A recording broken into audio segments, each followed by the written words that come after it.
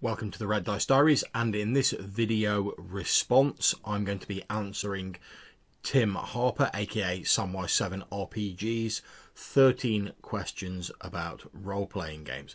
And if you click there you can see his original video, and in the description there's a link to the questions.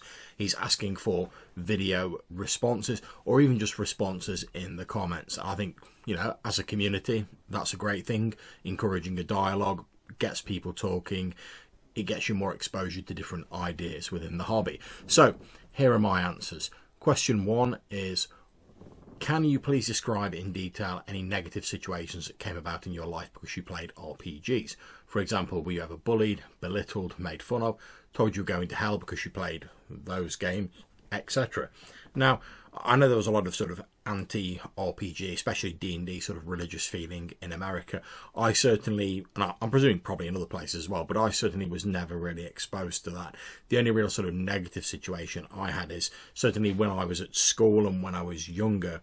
So being involved in games like D&D was regarded as a very nerdy sort of niche hobby. Now, I don't mean the sort of cool, nerdy sort of subculture that's going at the minute. I mean as in it's something that only sad people do. Normal people don't get involved in these games. They've got more sort of social pursuits, etc. Now obviously this is a completely spurious point of view, because role-playing games at their heart are a very social hobby. You engage with other people, you're telling a group story with them. But when you're younger and you don't maybe have the perspective you have as you get a little bit older, those jibes can be quite hurtful, and they do colour your interactions with other people. So question number 2, what skills do you think you've personally improved upon by playing RPGs? Well, certainly it's made me more confident in talking to other people, and even like talking to a camera like I'm doing now and addressing you guys out to there. It takes a certain amount of confidence to be able to do that and just be able to talk naturally. And I'm not saying that I'm able to wax lyrical on absolutely any subject, but as I've run games, my confidence in being able to talk to other people has grown, considering although you may not believe it, I was extremely shy when I was younger. But role-playing games have helped me sort of come out of my shell a bit. 3, who introduced you to RPGs and what was your first experience like playing them? Well, I don't remember precisely who introduced me to RPGs, I'm afraid. I do remember sort of picking up the odd book here, and I think it was the old Fighting Fantasy game books that I picked up from a second-hand store, because I was always very into reading when I was younger. Like I said, I was quite shy. I didn't really have the confidence to sort of go out and meet people, so I read a lot of books. And the Fighting Fantasy game books, with the idea that you could actually be the hero and you could make the decisions of the person in the story and affect how the plot go, had a really great effect on me, and I really enjoyed that. And I remember when the original advanced Fighting Fantasy books, which was sort of like an early role-play system using a GM and a more sort of traditional RPG setting, I remember when that came out, I ran a few games with that, and that although they probably weren't that great, I was probably only running them for like my younger brother and a couple of friends, they seemed to enjoy it, and that initial success spurred me to go on and play in other games and Warhammer Fantasy Roleplay and stuff like that. And my first experience, now I was one of these people who normally tend to run more games than they actually play, and I don't remember actually playing in an RPG for quite some years after I started running them. As was often the case in those games, it was a case of I had the books, therefore I was the GM. I vaguely remember a couple of other people running stuff, but my memory's not the greatest, and I don't have any clear memories of those games back then. I do remember isolated events, but I remember the enjoyment of those early games, and that's what really spurred me to continue on in the hobby. Now, question 4 is, what was your first experience like running a game?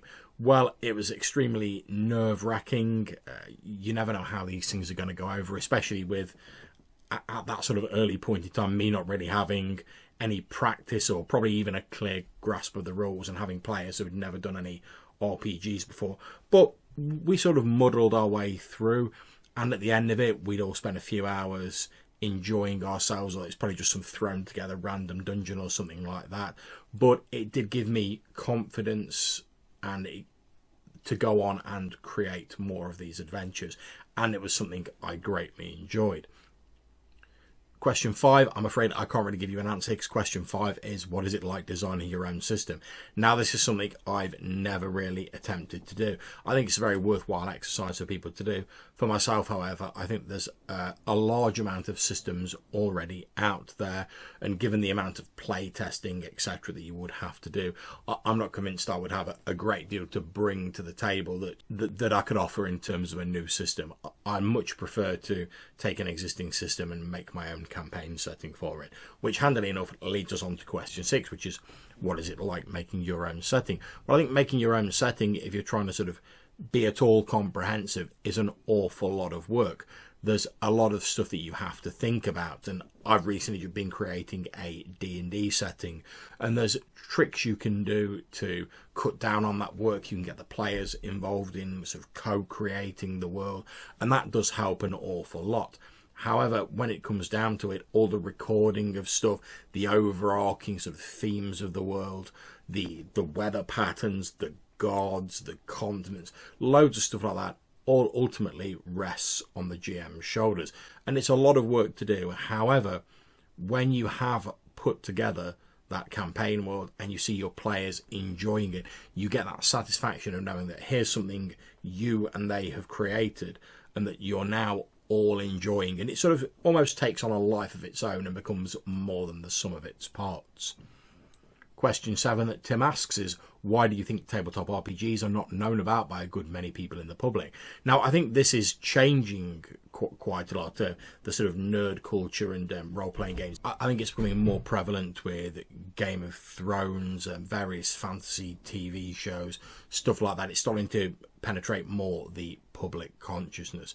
In terms of why it's not known by a good many people in the public still, I think that's because it's quite a difficult concept to explain. I mean, if you just take RPGs and essentially boil it down and say it's a group of people sat around in a room talking, it just sounds like a conversation rather than any sort of game. But as I said earlier, with things becoming more than the sum of their parts, it's in that sort of shared imaginative space where the real magic of RPGs happens. And that's quite difficult to put across to people, especially if maybe they're not particularly imaginative themselves, or they don't have any experience of improvisation or of telling collaborative stories, or they're not interested in reading. It can be quite difficult to get across where the enjoyment and where the fun comes from in RPGs. But I think it's a good thing that we never really stop trying to get that across, because if you can persuade people to play RPGs, it's one of these things where it's a lot easier to experience the fun that comes from roleplay than it is to actually just explain it to somebody else. So question number 8 is, what is an RPG and why are these types of game fun? Well, I think I've sort of already addressed that a bit in my last answer, but an RPG, in my opinion, is essentially sitting around with a group of people, telling a collaborative story and playing characters in this sort of shared imaginative space in these worlds that you have created. And the fun comes from having a creative output, and also the unexpected things that sort of happen during an RPG session, whether that's a bad dice roll or something crazy happening that you never really expected. And also getting to watch as your characters progress and advance and gain this sort of sense of accomplishment that this character is something you've built. You've taken it from being just an idea in your mind to being some scribbles on a character sheet to being a living, breathing person almost, that you then watch as they progress through their lives, and you get to exult in their triumphs and commiserate in their defeats as they do so. Question 9 is, if you were going to teach a new player how to play RPGs, how would you go about doing that? Well, first of all, I'd try and pick an RPG system that's very simple to explain, just so that the rules weren't getting in the way of them getting to grasp with the essential nature of an RPG. I'd probably also pick some sort of genre that they were familiar with. So if they were a big fan of superhero films or comics, I might run a superhero role-playing game. If they're a big fan of horror novels, I might run a Cthulhu game or World of Darkness or something along those lines. So trying to take elements they're already familiar with in their life and view them through the lens of an RPG helps bring them in a bit, because you're just trying to knock down the barriers between them and understanding RPGs. So the fewer obstructions there are in their way, the more familiar they feel with it going in, the more likely they are to be able to concentrate on enjoying the role-playing game and getting the most out of it. Number 10. What age group do you think plays these games more than any other age groups? I don't know if there is really a defined age group for RPGs, to be perfectly honest. I've played games with people who are a lot older than me and with people who are younger than me. When I was recently at the Play Expo in Glasgow, I was running a sort of dungeon challenge RPG for them there. There were people who were in their sort of 40s, 50s, 60s playing in these games, ranging all the way down to teenagers, and they all really seemed to enjoy the game. So I think every age group has an imagination. There's no one age group that holds the monopoly on imagination and fun, and I think role-playing really taps into that. It has a wide-ranging appeal across all of these age groups. Question 11 is, what overall benefits do you think a person that plays RPGs that perhaps a non-gamer wouldn't have or would have less of? Well, I think, as we've talked about a little bit earlier, that RPGs encourage people to stretch their imagination, to think about things a little more. After all, the situations you find yourself in RPGs encourage you to put yourself in the shoes of your character. So I think RPGs promote understanding and imaginative responses, thinking outside the box, if you want to use a glib phrase. And I think these are skills which can all be very useful to people in normal life. Question 12 is, have you ever seen an RPG session break out in any violence, or have you ever seen with your own eyes people becoming more violent after playing RPGs? To be honest, no, I haven't. I've not seen an RPG session break out in violence. Of course, as in any hobby where you've got people who are passionate about the hobby, there will always be disagreements. I've seen crosswords, heated discussions, even arguments, but I've never seen an actual table break out in violence.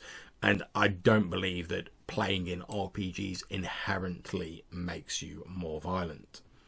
Question number 13, last but by no means least, do you think RPGs are still seen as a negative thing as they once were? I don't think that's the case now. I think thanks to the change in public perception, that RPGs are seen in a more favourable light, especially since roleplay is being used in corporate settings and more within everyday life.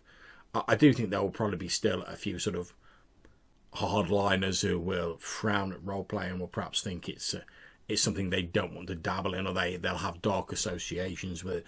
But I think thankfully, as time is moving on, that perception is changing, and as elements of culture which were probably spawned by RPGs are being more sort of embraced by the mainstream, that RPGs will go from strength to strength to strength, and they'll be translated into other formats, whether that be computer games, books, whatever you want them to be.